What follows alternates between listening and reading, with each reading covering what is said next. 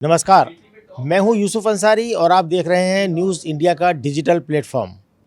बात करते हैं संसद भवन में चल रही सत्ता पक्ष और विपक्ष के बीच ज़बरदस्त रस्साकशी की। कल राहुल गांधी ने बजट पर भाषण देते हुए ज़ोरदार हमला बोला है मोदी सरकार पर। मोदी सरकार पर देश को बेचने का गंभीर आरोप लगाया है और ट्रेड डील में पूरी तरह से अमेरिका के सामने घुटने टेकने के आरोप लगा दिए हैं। आरोप इतने गंभीर थे कि पूरा सदन इन आरोपों से हिल गया, सरकार हिल गई। सदन के अंदर ही संसदीय कार्य मंत्री किरण रिजिजू ने आपत्ति जताई और ये कहा चेयर के माध्यम से कि राहुल गांधी जो आरोप लगा रहे हैं वो बेबुनियाद है, उसके सबूत दें और ऑथेंटिकेट करें। राहुल गांधी फ़ौरन ऑथेंटिकेट करने को तैयार हो गए, लेकिन स्पीकर की कुर्सी पर बैठे जगदम्बिका पाल जो कि पीठासीन अधिकारी हैं, उन्होंने कहा कि ऑथेंटिकेट करने की ज़रूरत नहीं है, चेयर आपसे ऑथेंटिकेशन नहीं मांग रही है, ये संसदीय कार्य मंत्री मांग रहे हैं। बाद में किरण रिजिजू ने प्रेस कॉन्फ्रेंस जब की इस माल मिलने पर, तो उन्होंने सीधे सीधे राहुल गांधी को चुनौती दी कि वो आज शाम 5 बजे तक इन आरोपों पर माफ़ी मांगे जो उन्होंने आरोप लगाए हैं, चाहे वो एपस्टीन का मामला हो, चाहे प्रधानमंत्री नरेंद्र मोदी पर जो आरोप लगाए हैं वो आरोप हों, या उनके सबूत दें या फिर माफ़ी मांगे। बहरहाल कल का दिन निकल गया, राहुल गांधी ने माफ़ी नहीं मांगी। किरण रिजिजू ने धमकी दी थी कि अगर राहुल गांधी माफ़ी नहीं मांगते हैं या अपने आरोप वापस नहीं लेते हैं तो सत्ता पक्ष उनके खिलाफ विशेष अधिकार हनन का नोटिस भेजेगा।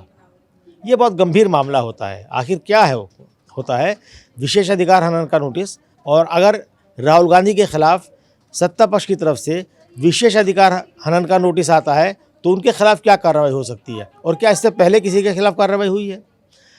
तो अब राहुल गांधी ने तो कल माफ़ी नहीं मांगी है, तो क्या आज ये चर्चा है बीजेपी सांसदों में, और किरण रिजिजू ने खुद कहा था कि सरकार लाएगी या एनडीए के सांसद लाएंगे। कोई भी सांसद राहुल गांधी के खिलाफ लोकसभा सचिवालय को एक विशेष अधिकार हनन का नोटिस दे सकता है।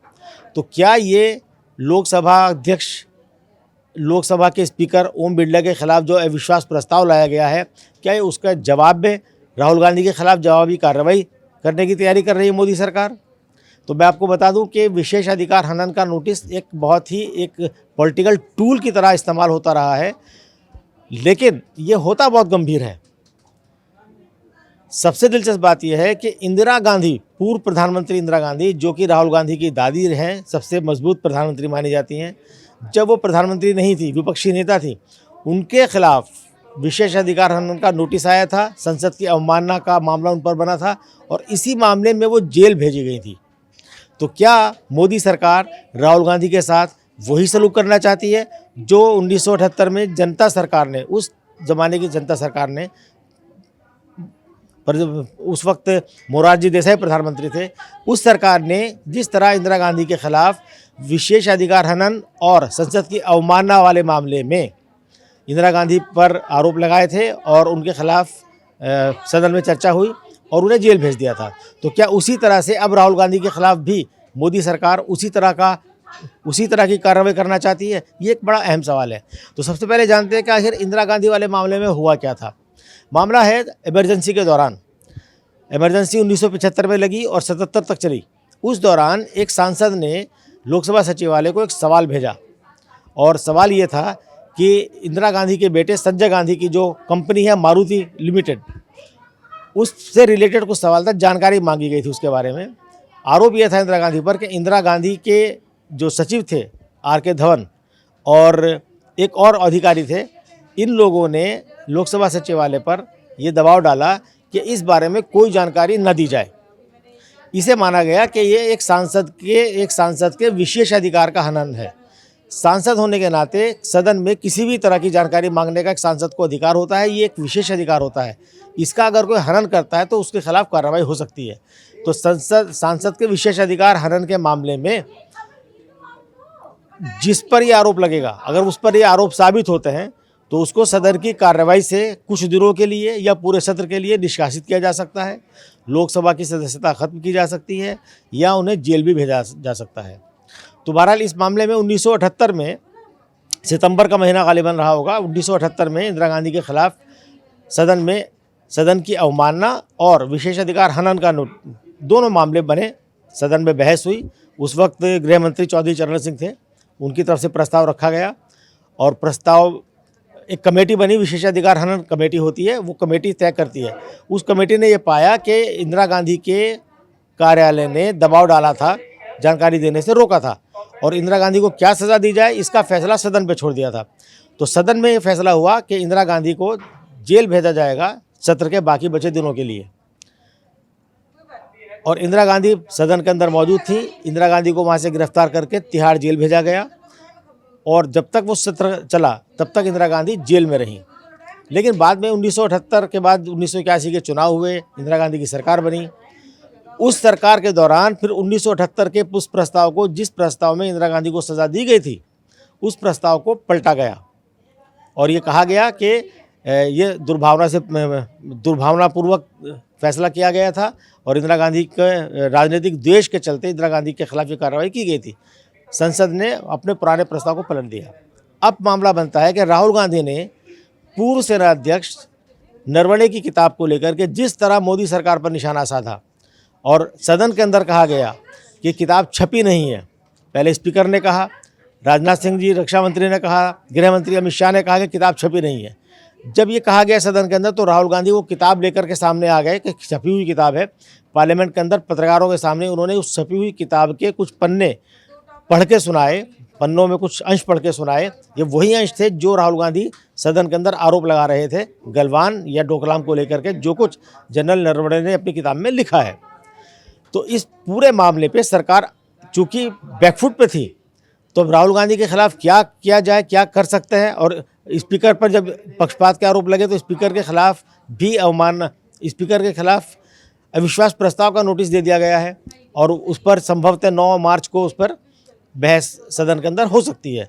और अपने खिलाफ अविश्वास प्रस्ताव आने के बाद स्पीकर हाउस नहीं आ रहे हैं। उन्होंने फैसला किया है कि जब तक उनके खिलाफ लाया गया अविश्वास प्रस्ताव गिर नहीं जाता है, वो सदन की कार्रवाई में हिस्सा नहीं लेंगे।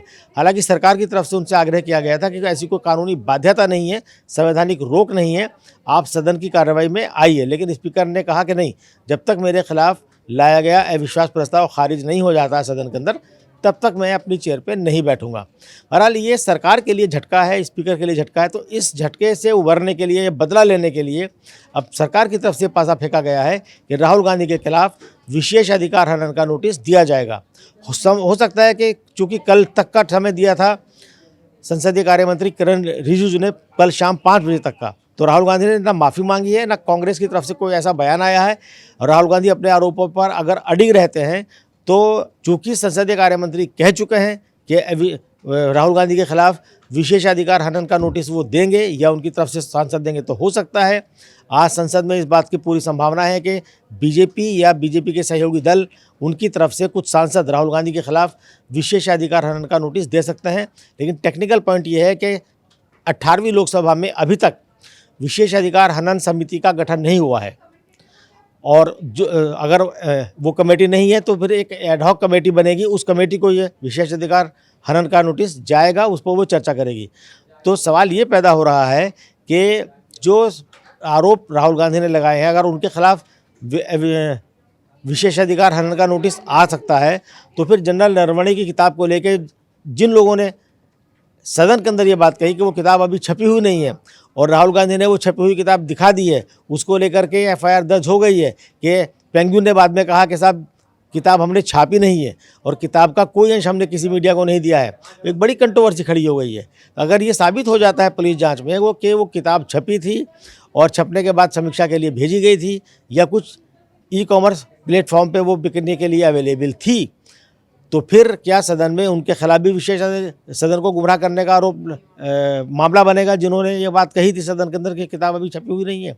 एक बहरहाल एक बड़ा मसला है और इस मसले से खासकर किरण रिजिजू की इस धमकी या चेतावनी के बाद कि वो राहुल गांधी के खिलाफ विशेषाधिकार हनन का नोटिस सरकार लाएगी या एनडीए के सांसद लाएंगे, एक राजनीति में एक कह सकते हैं कि तकरार और बढ़ गई है, गतिरोध और बढ़ गया है और ये गतिरोध कितने दिन कायम रहता है ये देखने वाली बात होगी। अगर राहुल गांधी के खिलाफ विशेषाधिकार हनन का नोटिस आता है तो तय मान के चलिए कि देश की राजनीति में बड़ा बवंडर होने वाला है।